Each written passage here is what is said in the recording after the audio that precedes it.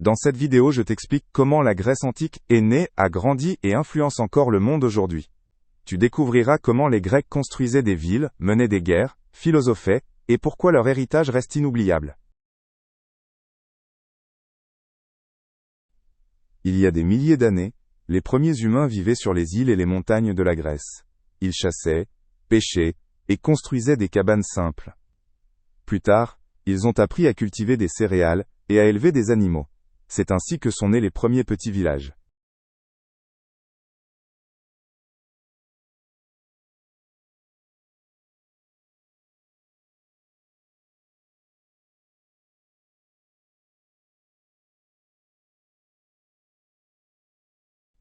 Sur l'aile, île de Crète, vivaient les Minoens, un peuple aux idées remarquables. Ils construisaient d'immenses palais, comme celui de Knossos, avec des murs colorés. Ils aimaient l'art, et commerçaient avec d'autres pays. Vers 1450 avant Jésus-Christ, leur culture disparut soudainement, peut-être à cause d'une éruption volcanique.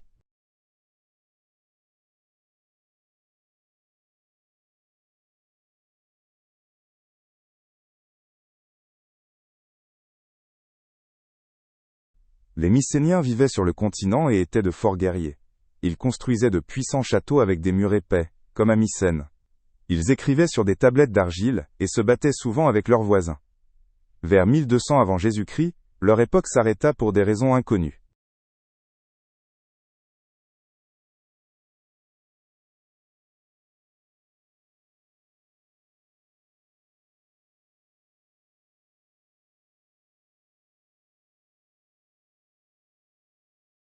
Après les Mycéniens, la Grèce devint calme et difficile. Beaucoup de villes furent détruites, et les gens vivaient plus simplement. Le commerce et l'écriture diminuèrent, tout semblait s'arrêter. Mais peu à peu, le pays se releva.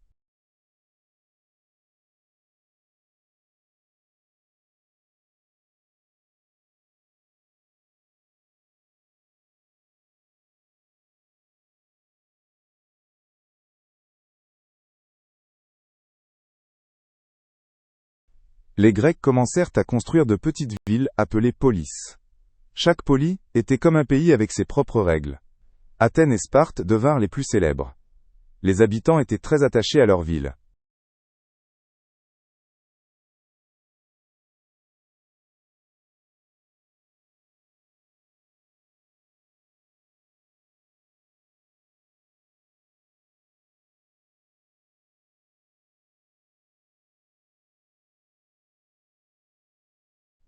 Les Grecs croyaient en beaucoup de dieux, comme Zeus, le dieu du ciel, ou Poséidon, le dieu de la mer. Ils pensaient que les dieux vivaient sur le mont Olympe, et intervenaient dans leur vie. Ils priaient dans des temples et offraient des cadeaux. Partout on racontait des histoires de dieux et de héros.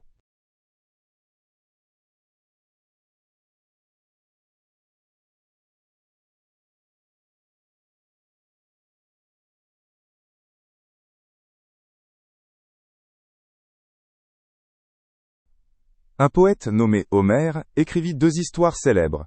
La Léphe, Iliade, et l'Aile, Odyssée. Elle, Iliade, raconte la guerre de Troie. Elle, Odyssée, le long voyage d'Ulysse pour rentrer chez lui. On ne sait pas vraiment si Homère a vraiment existé. Ses œuvres sont encore très célèbres aujourd'hui.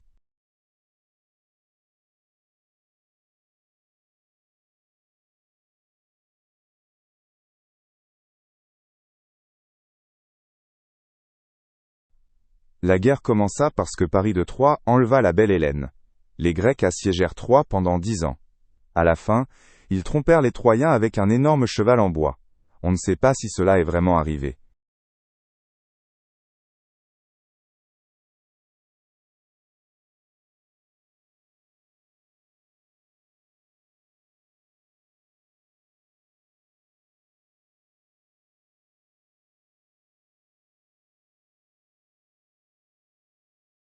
Dans les poleis, on écrivit des règles pour plus de justice.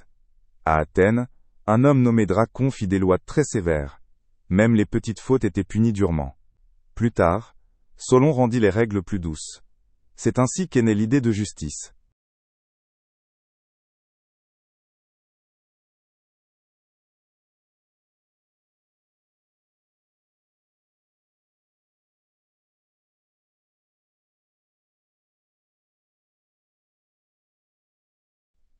À Athènes, les gens inventèrent la démocratie, cela veut dire que le peuple pouvait décider. Les hommes se réunissaient sur une place pour voter les lois. Les femmes et les esclaves ne pouvaient pas participer. Était un début, mais pas parfait.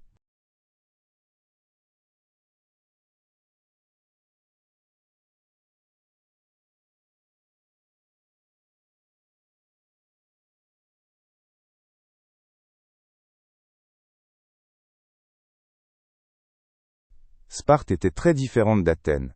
Ici, seule la force et le combat comptaient. Les garçons devenaient soldats dès l'enfance. Ils vivaient durement, sans luxe, et apprenaient à ne jamais abandonner. Les guerriers spartiates étaient redoutés partout.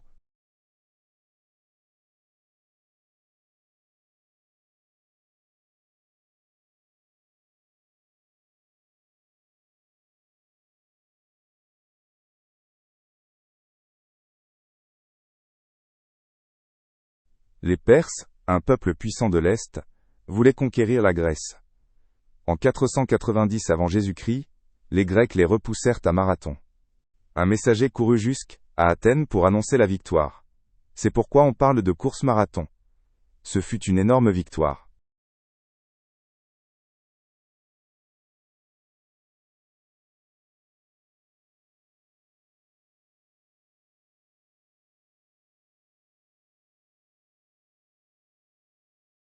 En 480 avant Jésus-Christ, 300 Spartiates sous le roi Léonidas combattirent une énorme armée perse. Ils arrêtèrent l'ennemi dans un passage étroit, les Thermopyles. Ils perdirent à la fin, mais leur courage devint légendaire. Ce fut un sacrifice pour la liberté.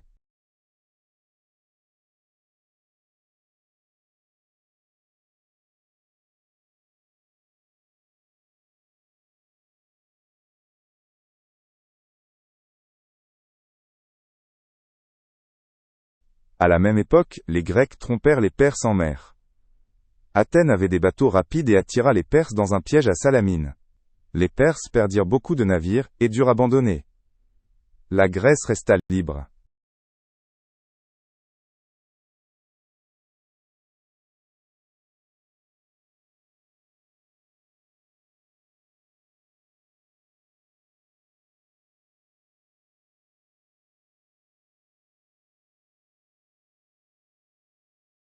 Après les guerres contre les Perses, les Grecs reconstruisirent leur ville.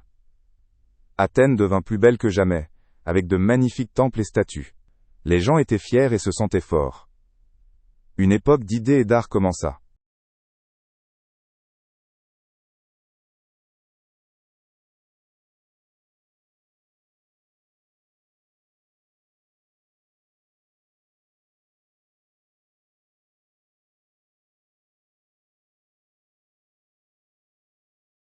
Sous Périclès, Athènes devint la ville la plus cool du monde. Il y avait du théâtre, de la philosophie, et de grands bâtiments comme le Parthénon. Des artistes et penseurs comme Socrate se rassemblèrent. Tout semblait possible.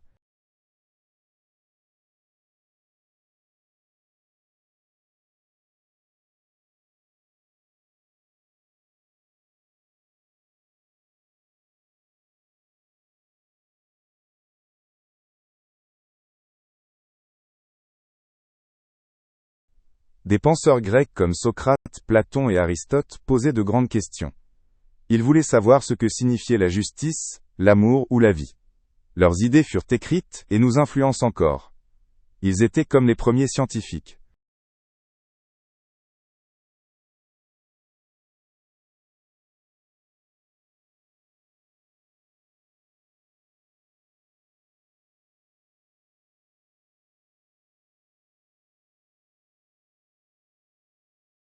Les Grecs adoraient les pièces de théâtre avec des histoires tristes ou drôles. Dans de grands théâtres en plein air, des milliers de personnes regardaient. Des écrivains comme Sophocle écrivaient des drames sur les dieux et les hommes. Était à la fois divertissement et réflexion.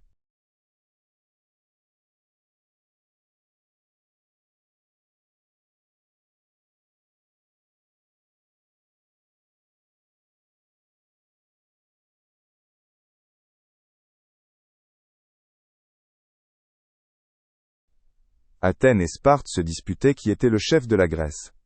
La guerre dura presque 30 ans, de 431 à 404 avant Jésus-Christ. À la fin, Sparte gagna, Mais tout le monde était épuisé. La Grèce devint plus faible à cause de ce conflit.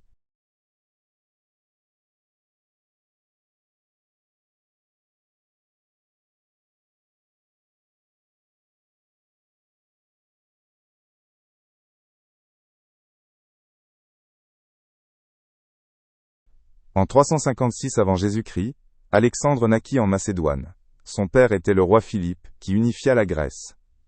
Alexandre apprit auprès d'Aristote, et rêvait de grandes aventures. Il allait changer le monde.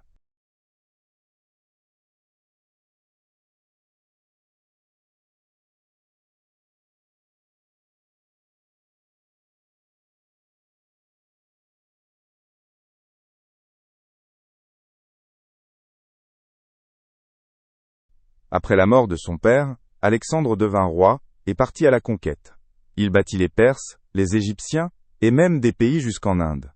Partout il fonda des villes, comme Alexandrie en Égypte. Il mourut à 32 ans, mais son empire était immense.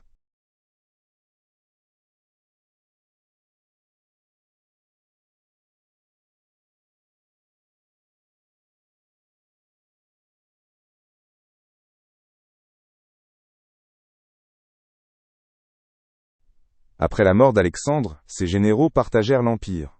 Ce fut l'époque hellénistique, pleine de culture grecque partout.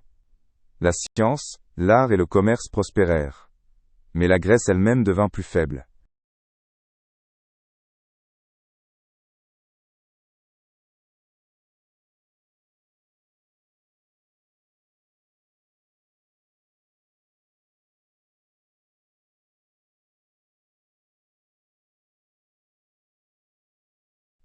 À cette époque, des Grecs comme Archimède firent des découvertes géniales. Il inventa des machines et comprit comment les objets flottent dans l'eau. D'autres comptaient les étoiles ou mesuraient la Terre. Leurs idées étaient brillantes.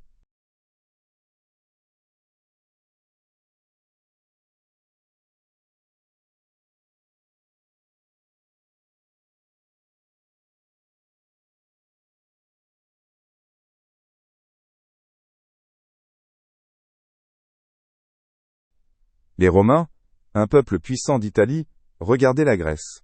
Ils aimaient la culture grecque, mais voulaient le pouvoir. Peu à peu, ils prirent le contrôle de plus en plus de villes grecques. La Grèce ne pouvait pas se défendre.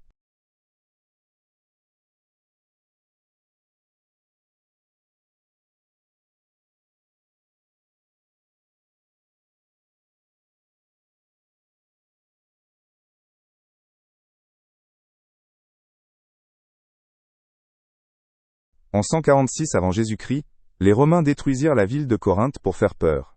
Ce fut la fin des polis grecs libres. La Grèce devint partie de l'Empire romain.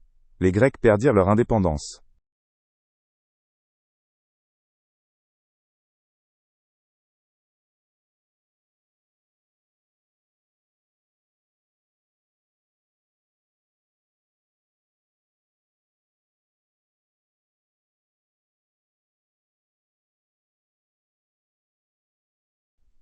Même sous les Romains, la culture grecque resta importante. Les Romains adoptèrent les dieux, l'art et les idées des Grecs.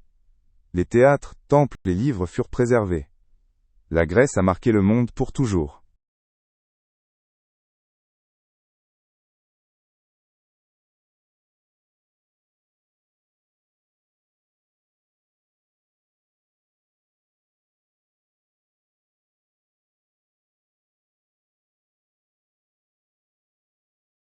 Tous les Grecs étaient pas riches ou libres. Beaucoup étaient esclaves. Ils travaillaient dans les champs, les maisons ou les mines. Les femmes avaient aussi moins de droits que les hommes. La vie était dure pour beaucoup.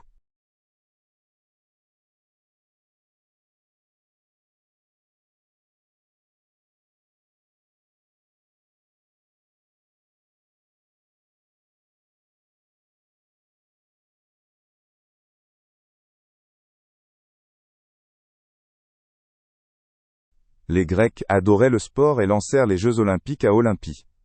Tous les 4 ans, des athlètes venaient courir, lancer ou combattre. Les vainqueurs recevaient une couronne d'olivier et la gloire. Était une fête pour tous.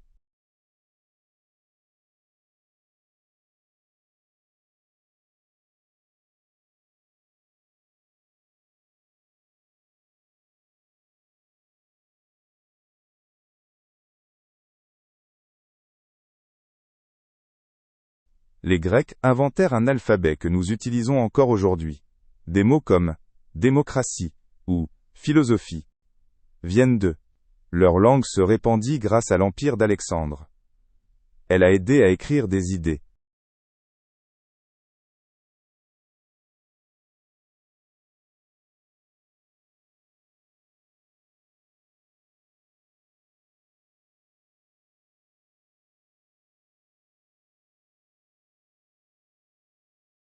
La Grèce antique est terminée depuis longtemps, mais nous la ressentons encore.